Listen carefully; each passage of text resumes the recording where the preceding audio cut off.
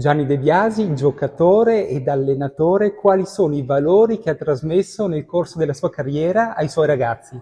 Beh, il tentativo è sempre di far crescere i ragazzi come uomini e cercando di apprezzare e far sviluppare tutte le qualità che il gioco di squadra può dare a un ragazzo, che lo può formare, lo può aiutare anche nella vita poi di tutti i giorni, di relazionarsi con gli altri e di lottare insieme agli altri per raggiungere un obiettivo importante. Quanto è importante il ruolo di un allenatore anche fuori dal campo?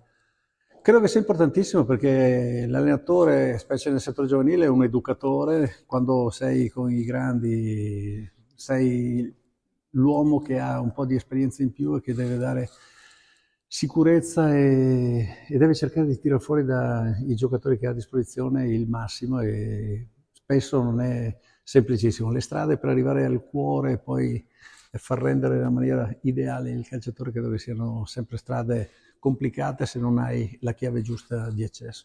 Ecco, un'ultima domanda. La ricetta per rilanciare il vivaio italiano qual è? Lavorare con serietà e di pensare che i ragazzi hanno bisogno di tempo per crescere e sviluppare le qualità che hanno dentro. Se vuoi bruciare le tappe 90 volte su 100 rischi di fare dei danni. Grazie. Prego.